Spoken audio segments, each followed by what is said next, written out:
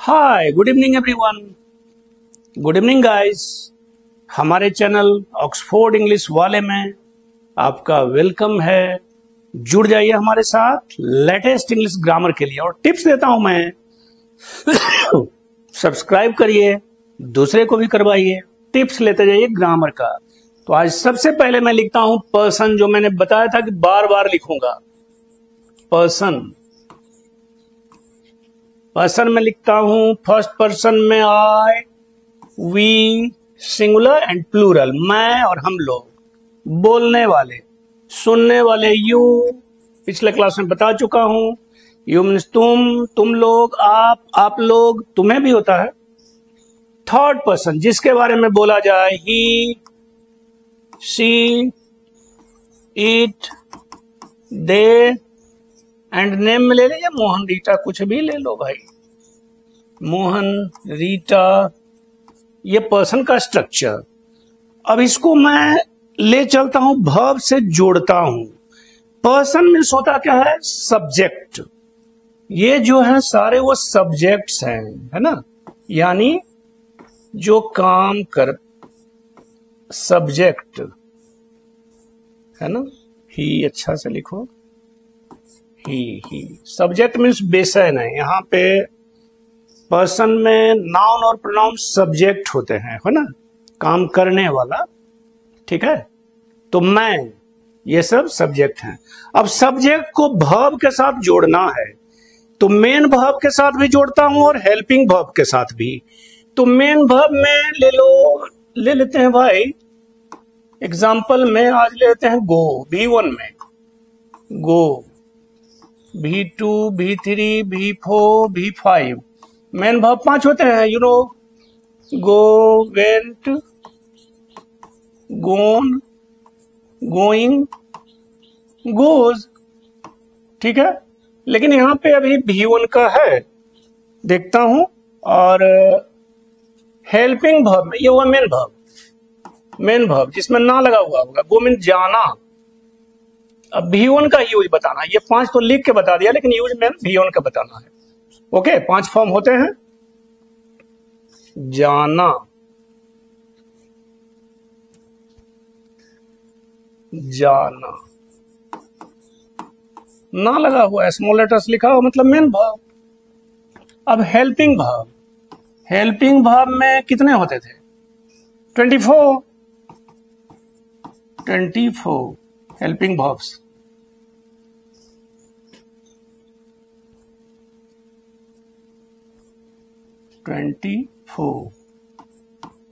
इसमें स्टार्ट कैसे था? Is, am, are, was, were, इतना का यूज स्टार्ट करता हूं, थोड़ा सा सिर्फ स्टार्ट कर रहा हूं यूज। मेन वर्ब से, हेल्पिंग वर्ब से सब्जेक्ट को जोड़ना है, यानी सब्जेक्ट और वर्ब को मिलाना है, एग्रीमेंट कराना है, समझौता कराना है, तो सेंटेंस बन जाएगा। ओके, अब देख लीजिए, आई के साथ यूज पहले क्या करेंगे, क्या क्या यूज होगा? तो एम यूज होगा हेल्पिंग वर्ब, और वाज यूज होगा, वाज। जैसे एग्जांपल में, I am going to Patna, I am going to Patna, am helping verb, ये मेन वर्ब, ये पटना नाउन, प्रीपोजिशन, और ये प्रोनाउन तो हुआ, लेकिन सब्जेक्ट हुआ। हाँ, ये बताऊंगा आगे। I am going to Patna, I was going to Patna that day, उस दिन मैं पटना जा रहा था, तो आई के साथ वॉज लग जाएगा। ओके, एक्चुअली ये देना चाह रहा हूँ, सेंटेंस तो फिर बताऊंगा ही डिटेल्स में, सेंटेंस बताना ही है सारे, पर सेंटेंस बहुत सारा प्रैक्टिस करवाऊंगा। ओके, प्रैक्टिस के क्लास में ये जान लीजिए किसके साथ कैसे कैसे क्या लगाएंगे। ये देख लीजिए, लक्ष्मण रेखा खींचता हूं। ओके, ये लक्ष्मण रेखा। ओके,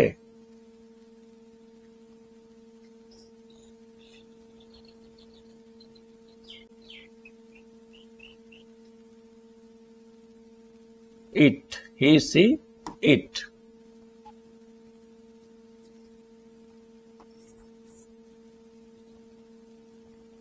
ऐसे खींच दिए।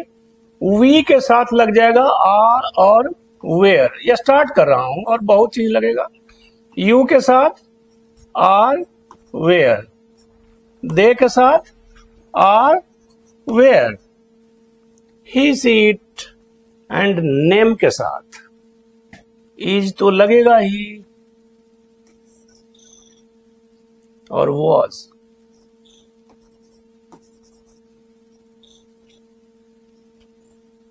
इज और वॉज, ये हेल्पिंग वर्ब का ऐसे यूज करेंगे। दे के साथ मतलब ये सब लगेगा। ओके, सब्जेक्ट के साथ काम आएगा आपको हेल्पिंग वर्ब, और मेन वर्ब कैसे कैसे यूज होते हैं ये थोड़ा सा बता दिया मैं पर्सन का स्ट्रक्चर बनाकर। Okay, Mohan is going to Patna, Rita is reading, Rita was reading. Okay, इस टाइप से लगेगा। यानी पर्सन का स्ट्रक्चर में अगर यूं कहें तो first person singular and plural, okay, second person and third person plural तक आर और वेयर, और फर्स्ट पर्सन सिंगुलर नंबर में सिर्फ एम और was, plural number first person plural में और यू में second person singular plural, third person singular plural, इसमें आर और वेयर लगेगा। सिर्फ फर्स्ट पर्सन में देख लीजिए कि लगेगा आई के साथ एम और ये वाज लगेगा। ओके, आई के साथ इज उज तो लगता नहीं है कभी, है ना, कभी नहीं, नेवर। इज लगेगा, आई इज तो लगेगा ही नहीं। थर्ड पर्सन सिंगुलर नंबर के साथ इज और वाज, प्लूरल नंबर में आर वेयर हो ही गया। ओके, अब इसमें सेंटेंस बनेगा। अब इसको क्लियर करने के बाद आ जाता हूं वर्ब पे।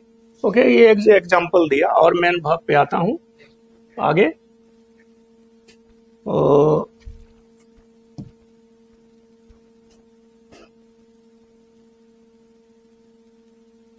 मेन वर्ब कुछ लिखवाता हूं आपको, जैसे एग्जाम्पल में ले लीजिए, और V1 का लिखवा रहा हूं सारा, V1 का।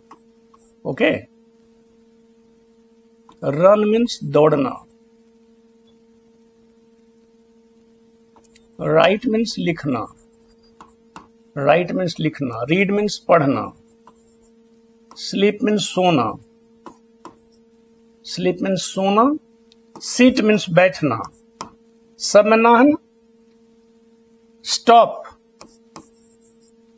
मीन्स रुकना, स्विम तैरना,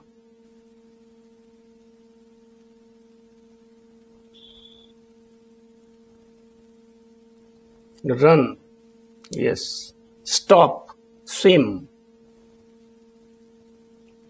ये एग्जाम्पल देख लीजिए। रन मीन्स दौड़ना, दौड़ना, राइट मीन्स लिखना, सब में ना है तो रीड मीन्स पढ़ना, स्लीप मीन्स सोना, सीट मीन्स बैठना, बैठना, स्टॉप मीन्स रुकना, स्विम मीन्स तैरना। अब ये V2 और V3 आपको याद करना है। ओके, ये V1 है, V2 और V3 याद करना है। V4 और V5 बच गया, तो V4 और V5 का मैं टिप्स दूंगा। ओके, ताकि आपको इजी हो जाए। V2 और V3 इसलिए याद करना है कि ये दोनों सेम नहीं है, एक फॉर्मूला पे नहीं है, तो कैसे वो होगा, होगा ही नहीं। याद करना पड़ेगा, ध्यान रखना पड़ेगा थोड़ा। ओके अब देख लीजिए, राइट का ले लीजिए, तो राइट जैसे ना V1 तो लिखा हुआ रहेगा, और V2 में हो जाता रोट, V3 में हो जाता रिटन। ओके, अब यहां पे V4, तो V4 का फॉर्मूला ये है गाइस कि V1 प्लस ING बराबर हो जाता है इक्वल्स V4। फॉर्मूला ये है। ओके, अब इसमें थोड़ा प्रॉब्लम भी है, टिप्स देना है कैसे, तो देख लीजिए। राइट यानी V1 में राइट लिख दिया, प्लस यानी V1 plus ING equals V4 हो जाएगा ना। V5 अभी मिटा दीजिए, V5 अभी नहीं दे रहा हूं, V4 हो जाएगा ना। तो इसमें ध्यान ये रखना है कि जिस मेन वर्ब के लास्ट में ई रहे, एक और एग्जांपल दूंगा, जिस मेन वर्ब के लास्ट में ई रहे, ले लीजिए कम, कम मीन्स आना, आना। तो जिस V1 के लास्ट में ई रहे और ING लगाना है यानी V4 बनाना है, तो ई हट जाता है।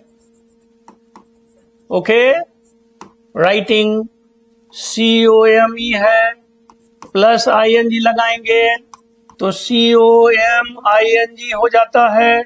ऑफलाइन क्लास में बहुत जो थके हुए आते हैं ना, ऑफलाइन क्लास में 1 महीना यहाँ पढ़ लिए, 1 महीना वहां पढ़ लिए, 2 महीना वहां पढ़ लिए, 15 दिन वहां पढ़ लिए, वो कुछ सीख तो नहीं पाते हैं, थक के लास्ट में आते हैं और तरह तरह के क्वेश्चन पूछते हैं।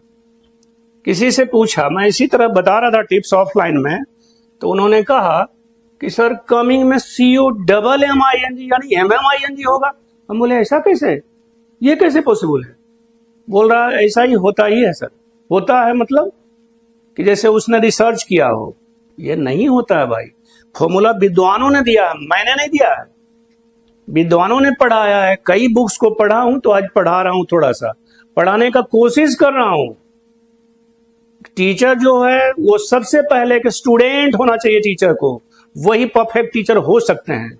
मतलब पहले आपको पढ़ना पड़ेगा, क्वालिटी मेंटेन करने के लिए तब पढ़ाना पड़ेगा।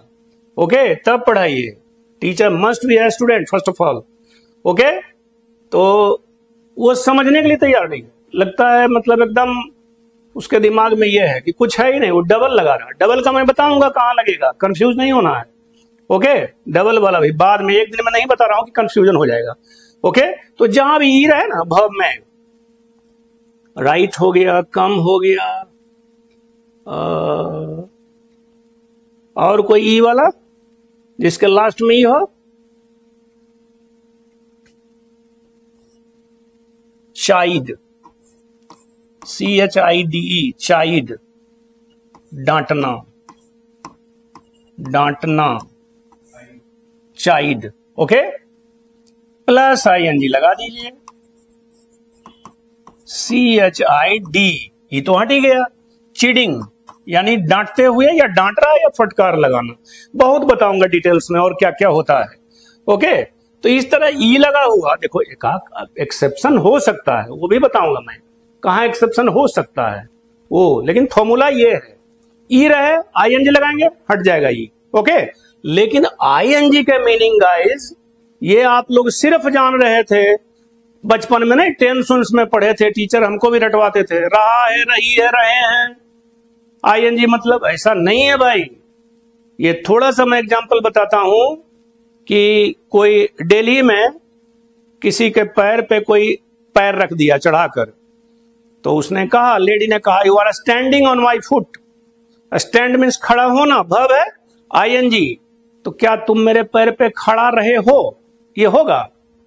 ऐसा नहीं है। और बचपन में क्या पढ़े थे, रहा है, रही है, रहे हैं, ये तो हो ही नहीं सकता, यहां तो सेट ही नहीं होगा सेंटेंस में, रॉन्ग है। तुम मेरे पैर पे खड़े हो, you are standing on my foot, तुम मेरे पांव पे खड़े हो। ओके, फुट मीन्स पांव, जिसमें जूते चप्पल पहनते हैं।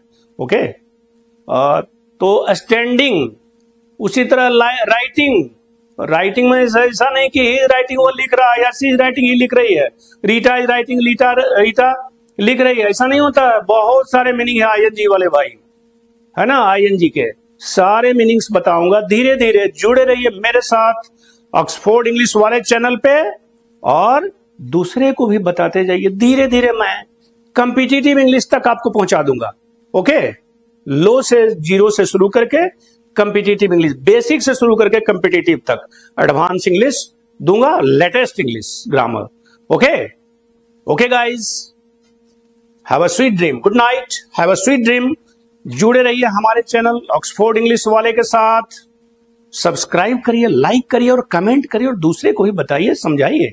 Okay, thank you.